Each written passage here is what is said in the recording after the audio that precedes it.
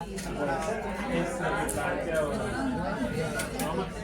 variable non-standard word is past form and affirmative, subjunctive, negative, subjunctive, and negative. What is that? I mean, the variable is the non-standard word. Is that a variant or the variable? I thought since it is not a contrasted with contrasted with another form like was, but its frequency of use in different type of sentences, I thought it was just the non-standard word.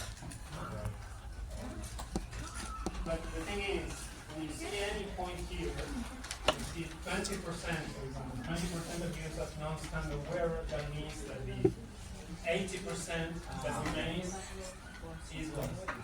Standard word. So it's very So what's the variable? Verb to be in the simple The verb past. to be in the past. Negative and negative question.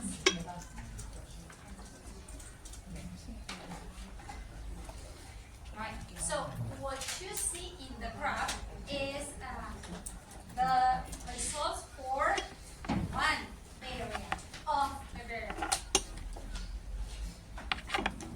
Okay.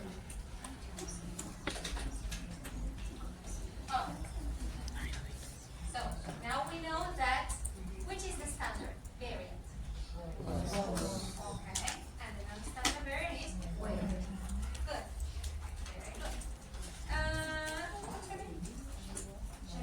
¿Shani la llevaste? Canavese. Canavese. Okay. What kind of variable is this? Okay. Okay. And what factors are taken into account?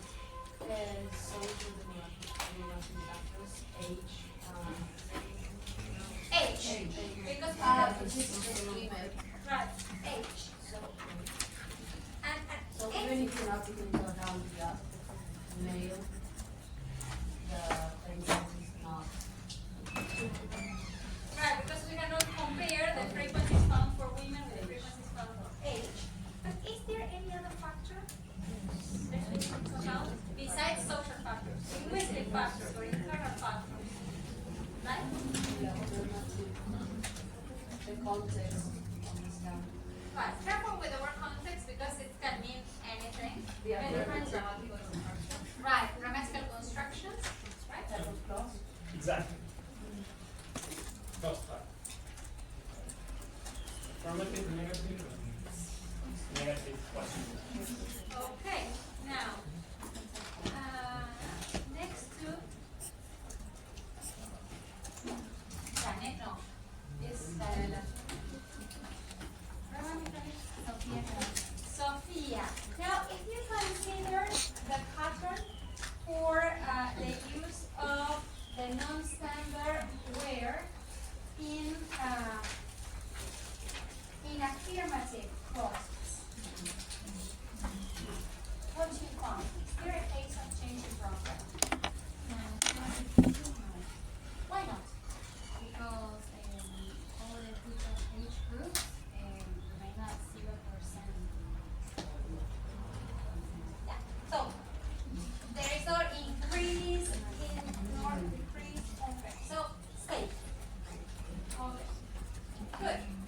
Now let's look at two other cases which are much more interesting. Constanza. Constanza. What about same question but for negative clauses? Is there or does the graph show an instance of change in progress?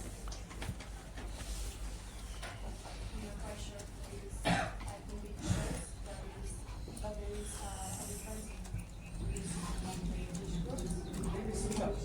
Sorry, I don't have voice. I'm not sure because it shows that there is a difference in the use of the different age groups. It's not very Sure. Yes, But there is a difference. yes, You so can tell. So that you can show that there is a And not any kinds of difference. What tendency can you identify? I think that the younger generations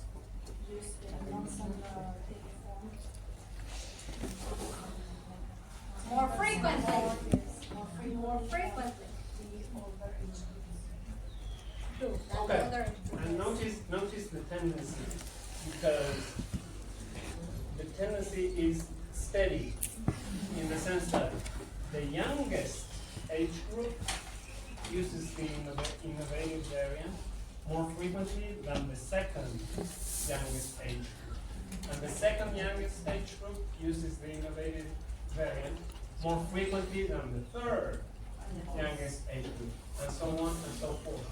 So that reveals el gráfico no ayuda. We could change the way you look at it. We could draw one bar here, another bar here, another bar here, and the last bar here. Right?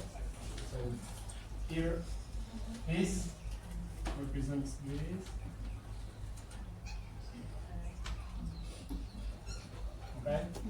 So now when you, instead of seeing everything come together, you see bars that can show you a steady increase. That's the typical pattern of changing crop. Can be interpreted as changing crop. And what about the non-standard word in negative class? Select. Right, is there, or does the graph show an instance of changing progress?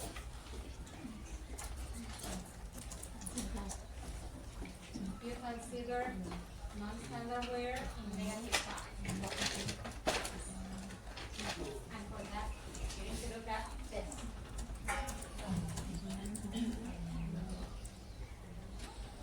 Yes. Why? Younger generation use the standard Non-standard. standard variant more frequently than the older generation. Older. Older. Because they are not family members. Okay. I mean, not all of them. Okay. Okay. Vamos a hacerle sensores de gráfico para no amontonar toda la información. So that's clear. Yes. Older, younger. The younger the age group, the more frequent the use of the innovative variant. The older, the less frequent use of the innovative variant. But remember what Dr. Wagner said. You cannot compare only two age groups. So you need to take the trouble of saying the 20 to 30 age group uses the innovative variant more frequently than the 30 to 50 and the 50 to 70 and the 70 plus age groups. And in addition, the 30 to 50 uses the innovative variant more frequently than the 50 to 70 and the 70 plus age groups, and so on and so forth. So that you can see this steady trend, this steady tendency.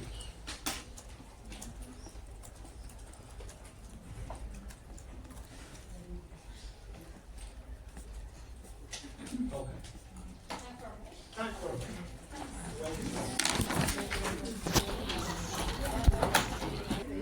Entra en mi vida.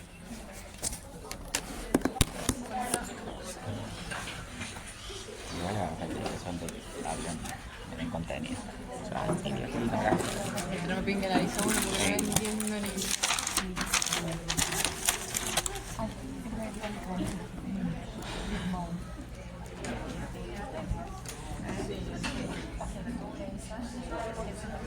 Amigo, ¿sabes que hay dos clases nomás?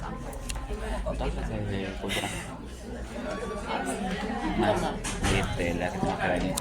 ¿En serio? Solo... O sea, y una es la repaso. Son 3. Bueno, igual Yo me la sirve, repaso. me sirve. Y educación es virtual y ya, lectura virtual también. Odio la educación. De cultura. Que nos quedan 2 clases mías, esenciales. ¿De contenido? Esenciales, de contenido. 3 y la última es la de repaso. Esos son 3, pero 2 de contenido. What factor is or has more influence on the variable? Cuando se pone tu nivel, para comunicarlo. Match.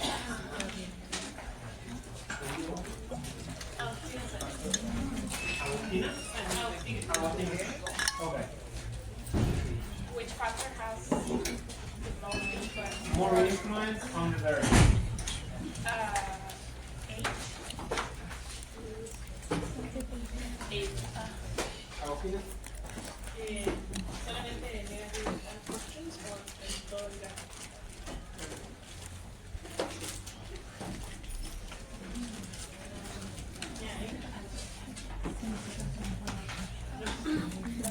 Do you agree with Sophia and Agustina? Why? The gap between the affirmative sentence and the negative question is bigger than the age gap. Excellent. Yes. Your name? Yaniel. Yes, that's the end. The other thing I wanted to show you here is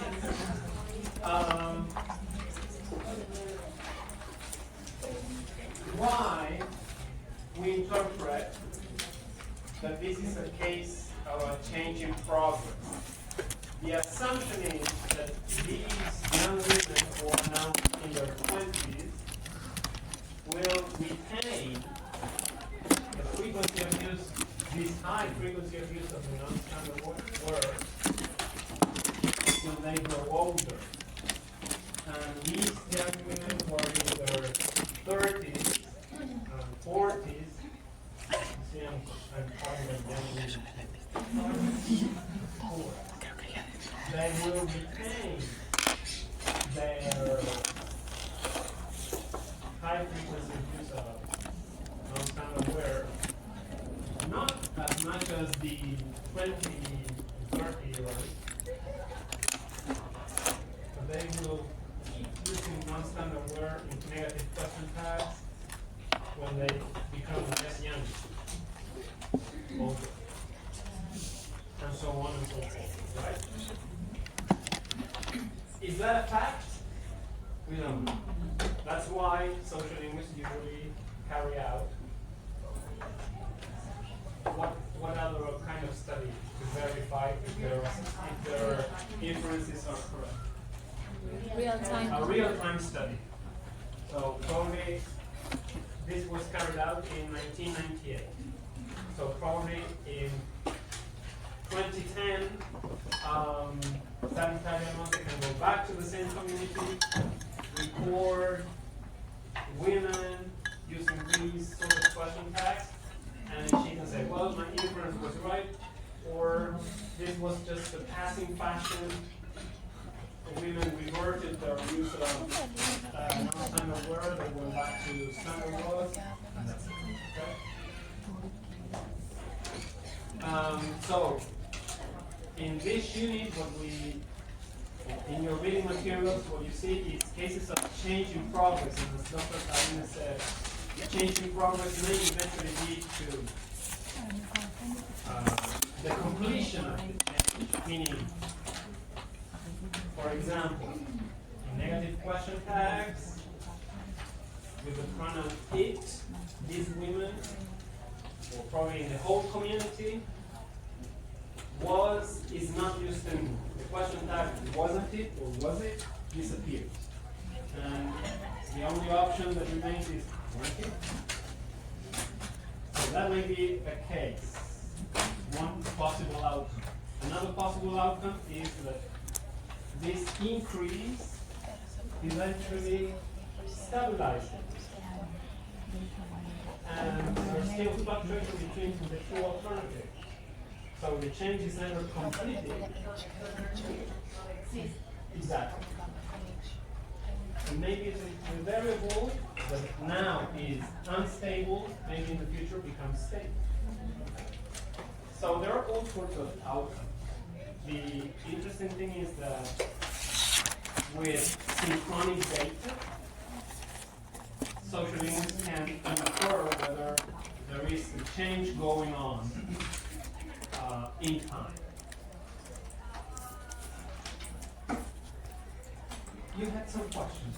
Would that be the case when the male speakers increase, right? And we saw this increase because different age groups?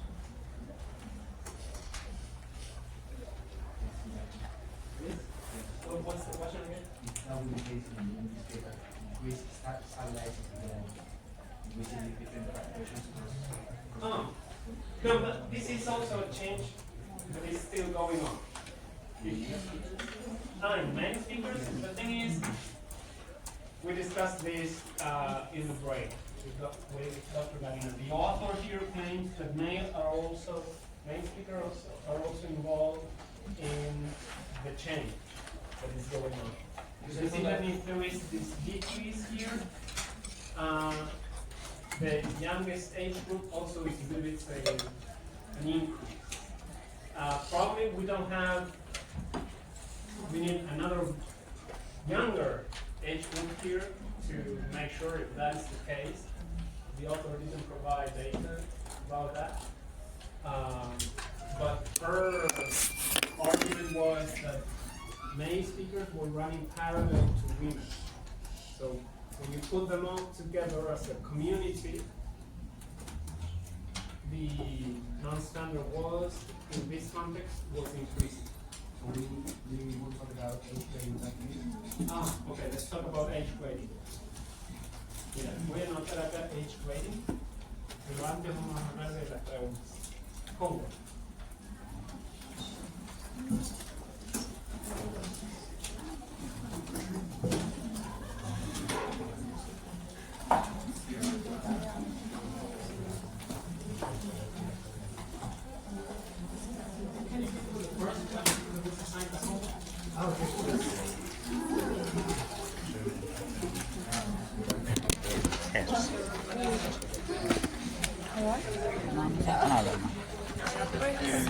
Digo, para hacer. Justify your answer, and I took my answer from Holmes, Okay. and I said yes. Remind me of your name. Bruno. Yes, the phonology of any language changes over time. When there exists a deviation, changes are bound to happen in the language. This is to say, linguistic change is possible when the uniform emerges and is parallel to another linguistic form. Good. Can you repeat that last part? Linguistic change is possible once a new form emerges and is used parallel to another linguistic form. Okay. The new form emerges. Remember what we said about the variance of a variable that already exists in the system. So sometimes it is possible that a new option emerges, like out of nowhere. But Holmes gets a little bit carried away in that sentence, and a change in progress may involve an innovation that already is there in the system. Okay? Okay, go on. Holmes states that a sound change refers to one sound is replaced in people's speech by another over a period of time, however the sound Slower. Go a little bit slower and project your voice. Holmes states that a sound change occurs when one sound is replaced in people's speech by another over a period of time or when a sound disappears. By way of illustration, in southeast England, and I think it's coming from the video, and also the folk Ra is believed to have begun in the 17th century. Nowadays, in many parts of England and Wales, English has lost the pronunciation of Ra following vowels. Holmes also states that the pronunciation of Y in speaking communities provides well examples of the complexity of linguistic variation and language change, as well as the arbitrariness of the forms which happen to be standard in the community. Okay, so that's it. So that's an example of a change that was eventually complete in some communities. And in some other communities, the two variants, the pronunciation of R or the omission of R, still exists. So in some areas, R, the variable R, can be a stable variable. And in some others, the same variable can be undergoing change. That is, it's unstable. Okay, good. So, was there another question? Yes. Yeah. Can a person's variety isolate be modified in a person's language? Okay, but don't read the end. Is there any question about changes in the phonology of the language? Is that clear? No? Like, because, I mean, it is the work, but when I'm thinking about the question, to me, it doesn't have to be necessarily like, I don't think it's a yes or no answer. It's a definite answer. Yeah. And there is evidence, there's evidence. It does change over time. It is true. It's not the entire phonological system of language that changes, that mutates in a short period of time. It's some phonemes in the phonological system that may be involved in a change in progress that eventually is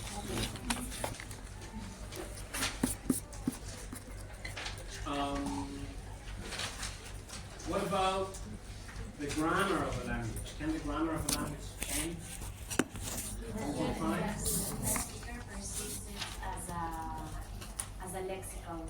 What? I think in Holmes it says at some point, I might be quoting it wrong, but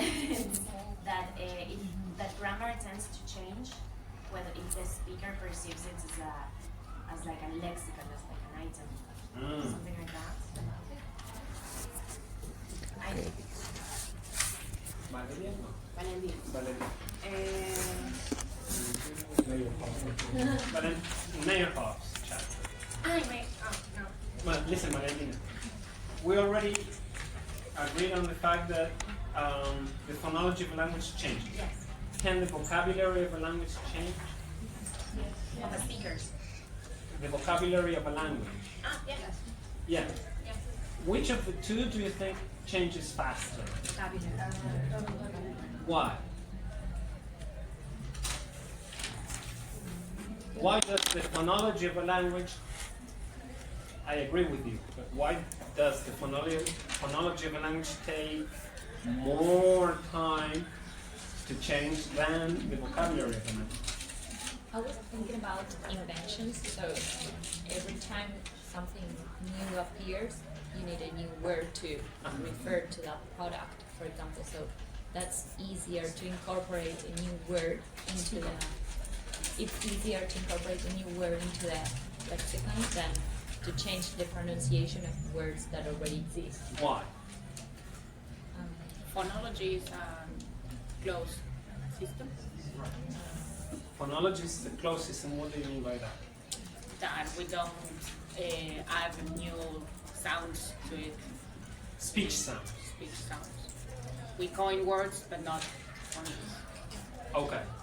And even when there is a finite and relatively small number of phonemes in a language, like in English, depending on the variety, 10, 11, 12 vowel sounds, and how many consonants? 20-something consonants. That's a finite set, okay? Even if changes involve the same sounds that we already have in that set. For example, readjusting the pronunciation of words like that used to be pronounced with an U, and then they came to be pronounced with an I. Love and love. So the sounds are still part of the same system, but they were reallocated.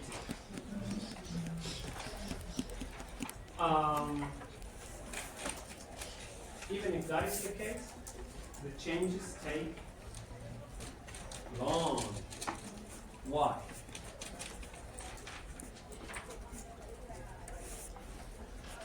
Take longer than changes in vocabulary.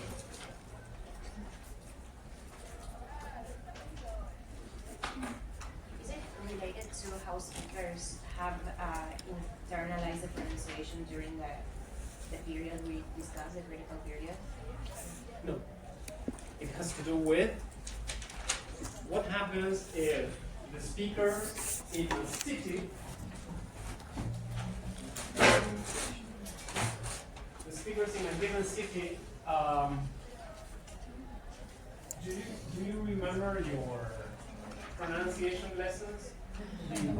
The graph, the cardinal graph for vowel sounds? What happens if the speakers of a given city start pronouncing the A sound in bag more like an E?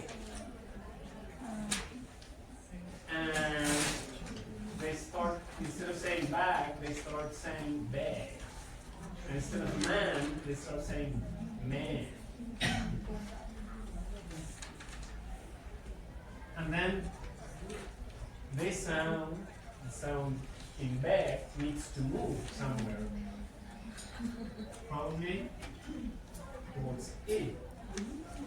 So big or bed, la cama, rather than bed.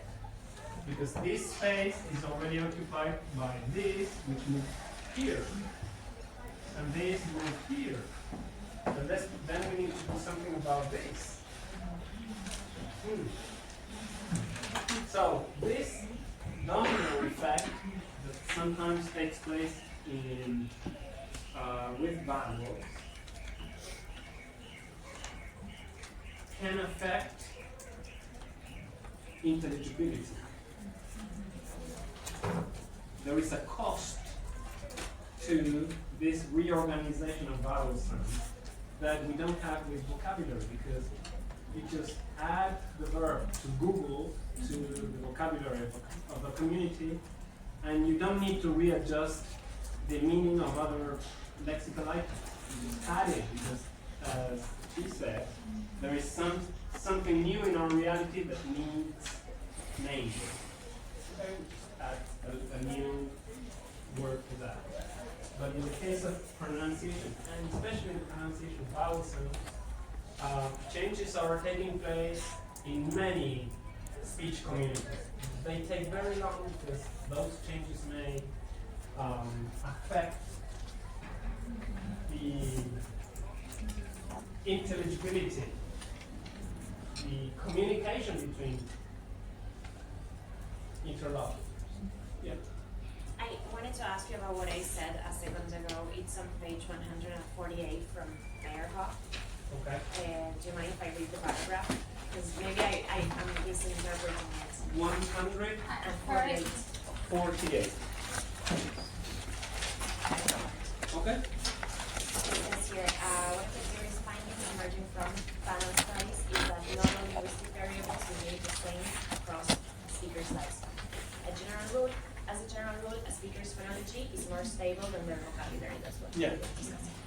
You will certainly have acquired or learned new words for concepts and things after the critical period, and we keep acquiring vocabulary throughout our entire lives. In between phonology and lexicon, Right. Okay. Guess this is my question. In between phonology and lexicon, though, variables behave a bit differently. Some syntactic and morphological variables seem to be treated by speakers as if they were essentially lexical. And so we see the ability for individuals to restructure their systems radically over real time. Some syntactic and morphological variables seem relatively stable though, and this suggests that speakers understand them as being more like phonological variables. Bueno, está exagerando un poco. Okay. Un poco exagerado. The point of that paragraph, what matters is that in speakers' mind, some, well, it's not in speakers' mind, in their speech, actually, some grammatical variables are relatively more fixed, less likely to change with the passing of time, whereas some others are more open to change. Que sea más parecido, que lo gramatical sea más parecido a lo fonológico es simplemente una metáfora que te está diciendo, queriendo decir, bueno, son nóticas, cambian, para cambiar requiere mucho tiempo,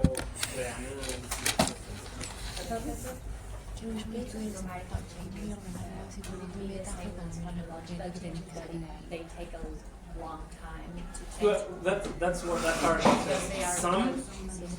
Some grammatical changes take very, very long, whereas some other grammatical changes can occur more quickly. Not all grammatical variables behave in the same way. Okay. There was a so Bruno read a second question. Can you read the answer to the second question? Your name is? I didn't get that, but I don't have yet. Okay. And your partner? You don't have the answer. Lucy? No. And your partner?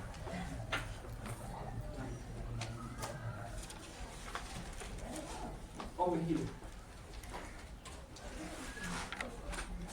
You don't have the answer? Rocío. And you? And your name? Sophia? Yes. I know you have the answer. What's it?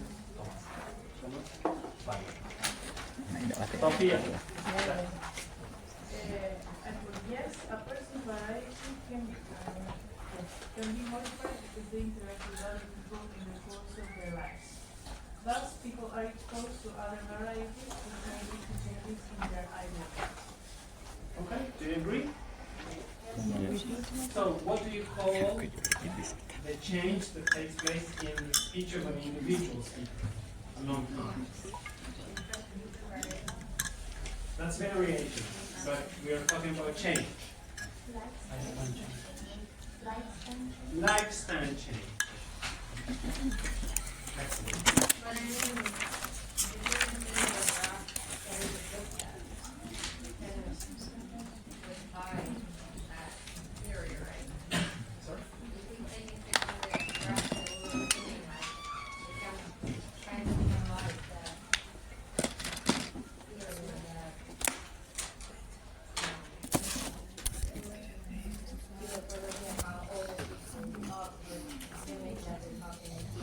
Exactly.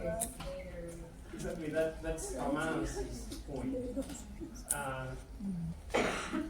Apparent time studies assume that the speech of the individual remains the same in their lifespan, or we could say relatively stable.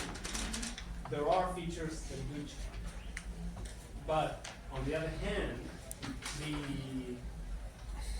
apparent time studies, because their predictions are so robust and reliable, that is confirming something else.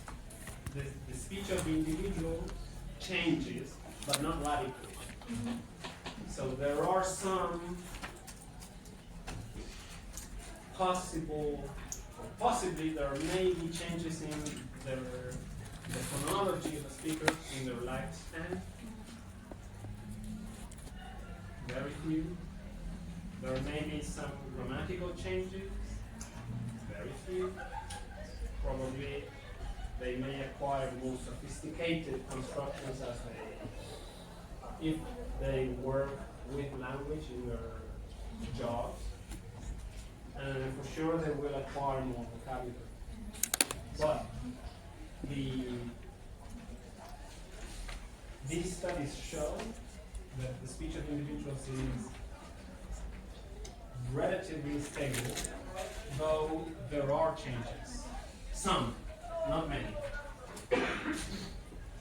So this is what you get on page 153 in Meyerhoff's paper. There's a chart that we're going to briefly 153. discuss.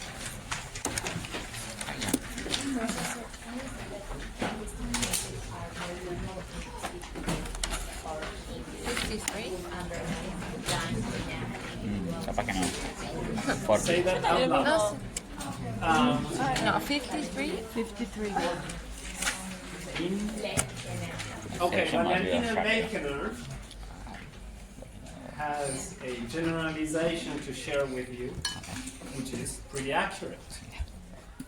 So linguistic changes are more usual in a speech community or a group under analysis than in an individual speaker Exactly. in particular. Exactly. It's easier to spot changes when you consider groups of people rather than a single individual. Absolutely. Yeah. Absolutely. So, are you there on table 7.2, page 153, right? Okay,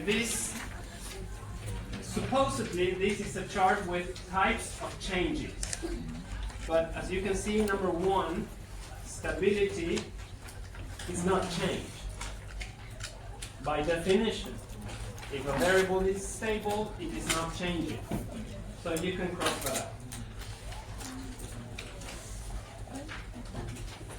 Number two, age grading. Unfortunately, Meyerhoff decided to include that in this table. Why am I saying unfortunately? Because age grading is variation, but it is not change by definition. Sort of. So, age grading is variation ¿Cuál? according to age. But the thing is that ¿Por qué no es? that variation is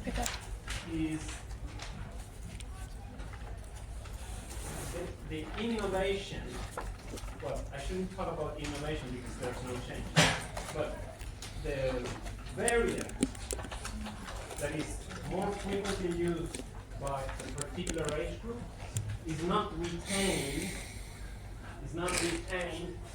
When that age group grows older and older. So it's like a group that was born in 1990. As they grow older, they start using one variant more frequently. Then when they grow older, they abandon it. Then a group that was born 10 years later, in the 2000s, they do the same. They start using the same variant more frequently, and then they abandon it. 10 years later, guess what? The same. They use the same variant more frequently at a particular age, and then they abandon it. That is age grading. So, this high frequency of the new variant is not carried on by the same age group as they grow older. Eventually, the same variant is abandoned, or used less frequently. So the overall effect is that when you see the speech of the entire community, what you see is that there's no change, because the variant that was used so frequently here is used Later. But in the case of the question that it says that the dialect can be modified for life, we can also consider age rating. I mean, it doesn't very change. Right, because the question is very general. Yeah, and I was wondering if you could use the modification as a synonym for change. No, change is in social variation is social linguistic. Variation has a specific meaning, and change has a specific meaning. The person says now. Yeah, so it's very general. Yeah. Do you understand age grading? We don't care about age grading. A mí me interesa todo lo más. We care about age grading. Age grading is very, very unusual and very difficult to spot. There are it's like a very exceptional thing. That's why, because it's so rare, we concentrate on what is more common. Lifespan change is very common. Well, the speech of every individual changes in the course of their life, so it is as common as it gets. And number 4, generational change.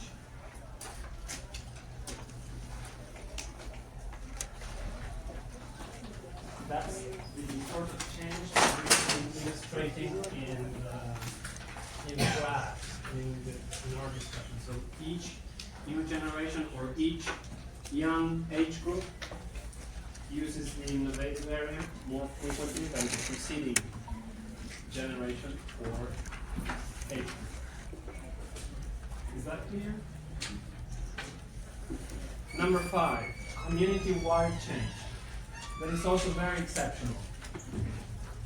Very exceptional. That is a change that takes place overnight, literally overnight. So that's very rare also. And the other thing here is community-wide change is a label that most social linguists use for generational change. Because generational change takes place at the level of the community. So sometimes when you read Holmes and she talks about community-wide change, she means generational change. Y en el punto 5, que en esta tabla dice community-wide change, just forget about it.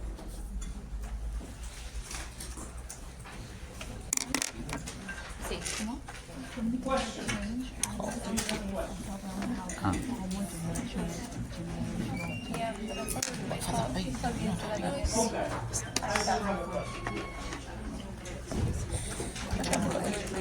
Vamos a terminar.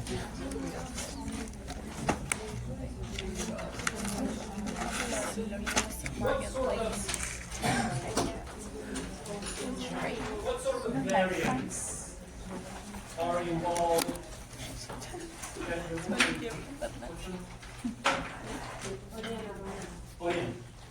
What sort of variants can be involved in language change?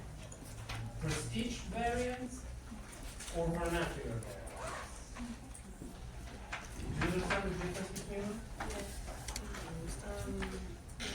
I think that the change would be that the vernacular variant replace the prestige variant.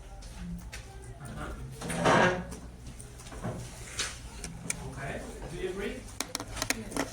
Can there be prestige variants that are spread in the speech of a community that become innovative?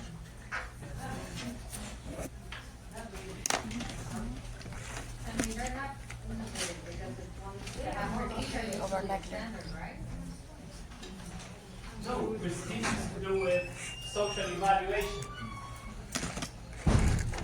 A variant may not be the standard variant in a community yet, because it's new and it is prestigious. And that is the case of the R the post-vocalic R in New York. New York used to be characterized by, the speech of New York used to be characterized by the absence of post-vocalic R. But it got, the post-vocalic R was gradually introduced in the speech of New York, and that was innovative, and it was prestigious. It became standard, the standard pronunciation, eventually. Yeah. I think both of them have to do with language change. Absolutely. So the both types of variants, vernacular and prestige variants, can be involved in language change. Absolutely. Yeah.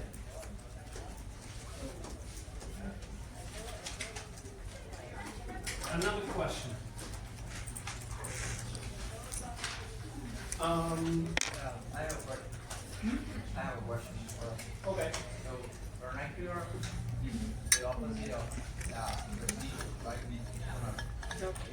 In some cases, it's taken as the opposite. But vernacular, what's the meaning of vernacular? Local, regional. The vernacular variant is the variant that characterizes the speech of a given locality. and it's not standard. Exactly. It's not standard. So it's going to be a standard, but Right. it will be regular or not. Prestigious, you mean? Prestigious, yeah. Yes.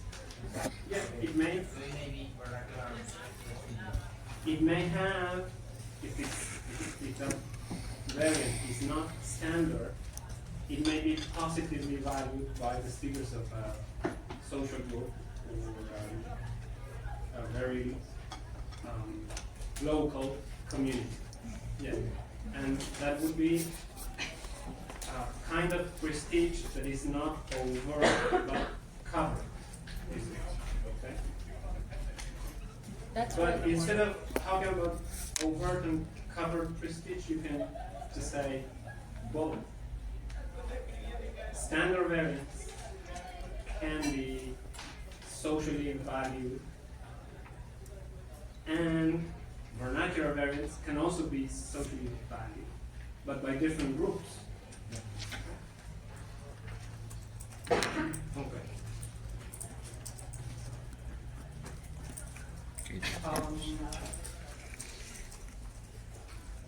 Do you guys understand the difference between change from above and change from below?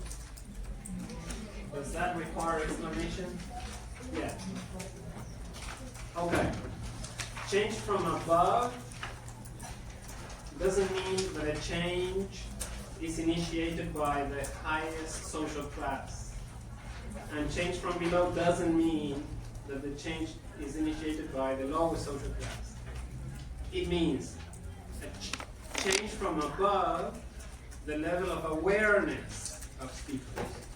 So a change from above is a change that speakers are to some degree aware of.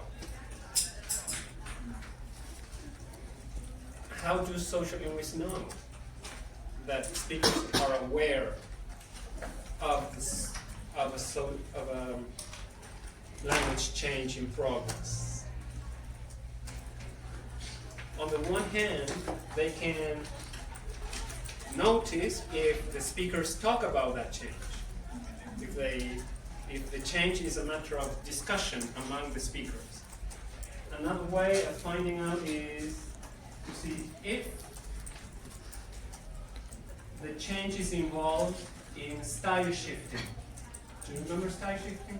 We talked about some classes ago. That means in those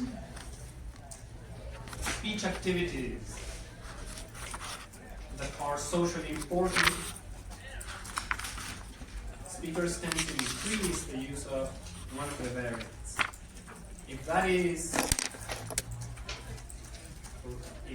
that increase in the use of a variant involves the innovative variant, which is to say, in the most socially important social situations, they tend to use the innovative variant more frequently, then that means that they, to some degree, they are aware of the positive value of that innovation.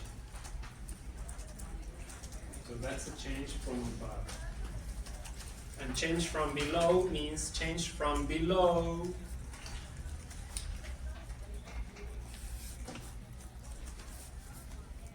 change from below.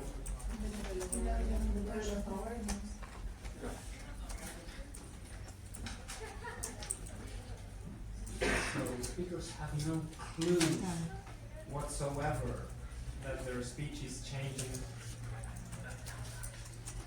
In the case of the vowel sounds that I illustrated some minutes ago, bag, big, etc. That is a change that is going on in the cities around the Great Lakes in the U.S. and particularly in Chicago, the Great Lakes. Especially in Chicago, Detroit, Buffalo. And if you ask people, do you say bag or bag? They say bag. But then you listen to them and they say bag. No clue. What do you mean I say bag or bag? No clue. And the other piece of evidence is there's no style shift involved. So that is a piece of evidence that speakers are not aware of the change for people. So,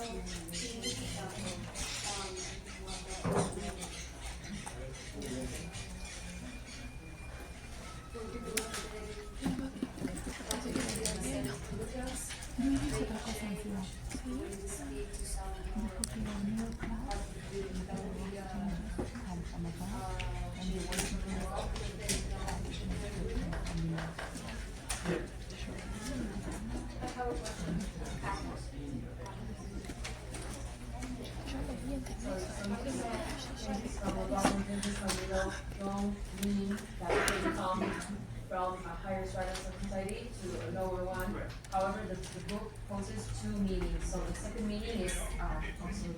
Yeah, absolutely. However, you do know, leaving aside the terminology, you do know that some changes move from the lower social classes upwards to the higher social classes, right? And the opposite can also be true. Some changes may be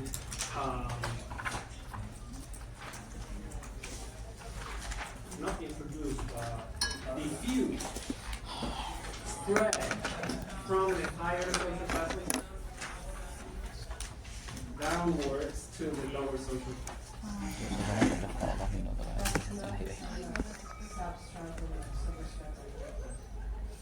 No, no.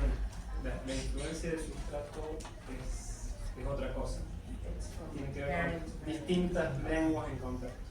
La influencia del quechua en el español, la influencia del... No. Okay. Any questions so far? Or up to now? That's a lot of information for you.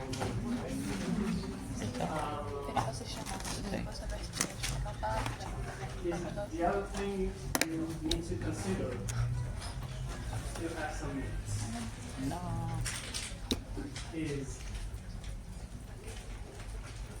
what favors. Before what favors? The diffusion of change. The author discusses three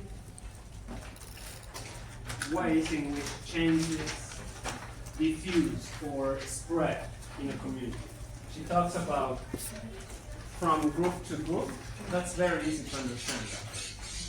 So some changes are introduced by one age group,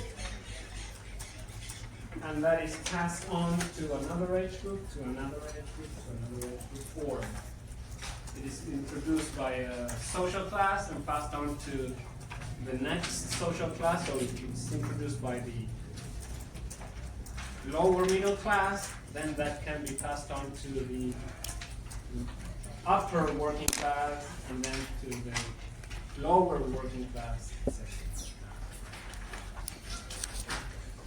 How likely are the lower working class is to initiate a change that spreads to the rest of the community? I'd say quite likely. Quite unlikely, actually, because their speech is the most negatively evaluated. So it's usually the upper working class or the lower middle class that are more involved in the diffusion of changes. Particularly because people of the lower middle class or the upper working class, those are that are at the boundary between working and middle class, have many contacts with or interact frequently with members of the other classes. So they can act as bridges between different social classes. Whereas the super rich just interact with the super rich. And the super poor, their speech is not positively evaluated at all. So chances that their features associated with their speech will be spread to other social classes are very, very similar. But maybe like across time, like I am thinking of, for instance, African American vernacular English and how it has spread out through different classes with time, thanks to popular music influence. Yeah, those are cases of crossing. Some expressions of African American vernacular English are appropriated by other social groups. But rather than being cases of changes in morphology or grammar or vocabulary or phonology, those are like appropriations by some social groups that use some African American expressions, not all of them. They use them for some very specific reasons, like what's up, say hi, or some other. They appropriate, for instance, some items of lexicon, but it's not like their entire They can be fashions that come and may go. Okay.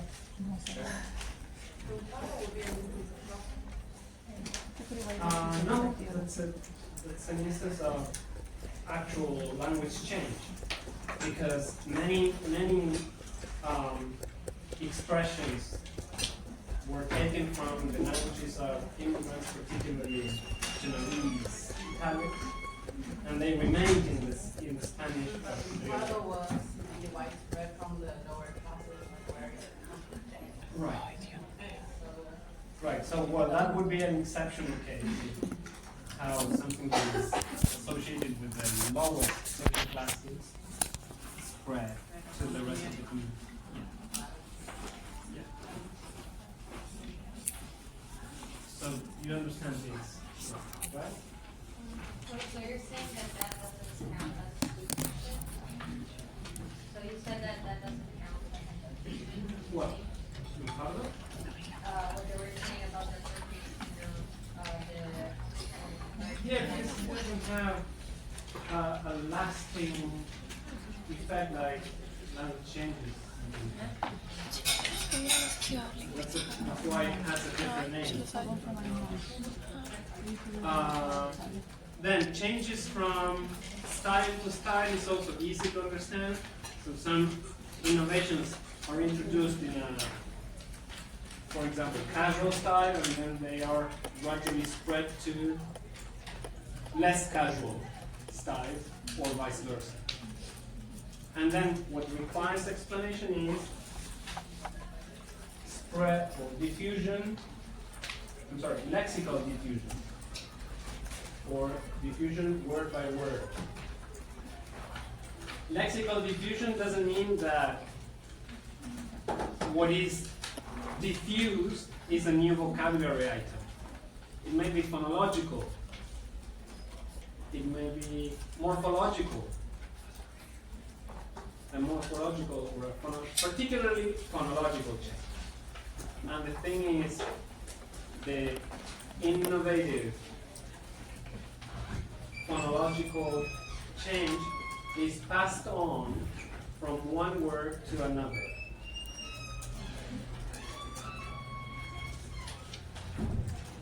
In other words, it's not like all the words that have the vowel a suddenly start to be pronounced with a. Exactly. It's like one word, it's like contagious from one word to the next word. Okay? And sometimes it may be the case that some words that are pronounced with a never get to be pronounced with a. Only some. But the point is, the change, the innovation goes from one lexical item to another lexical item.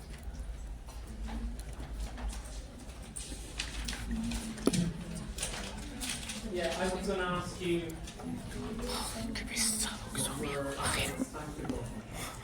but my question was going to be, and you can think about this. What can favor the diffusion of language changes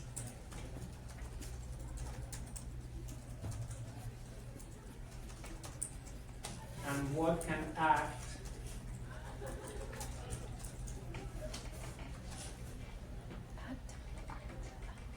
as an obstacle to the diffusion of language change?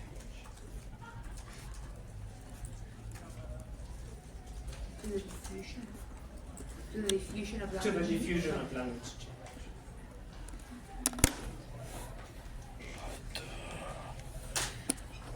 Think about geography. Think about social networks. Think about the media. Think about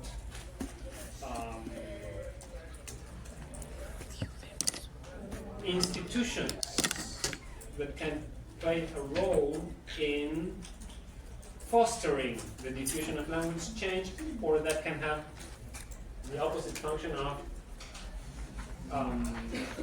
discouraging linguistic innovations.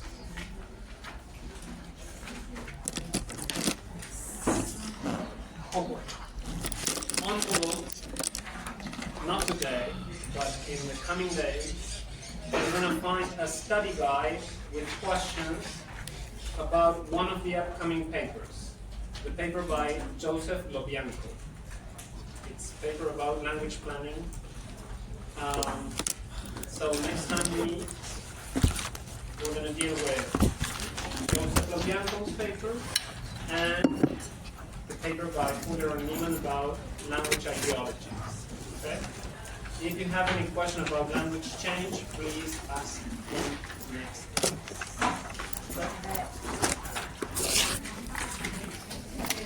On the 22nd, the members of the teaching staff will be taking a final exam, so you're not having classes.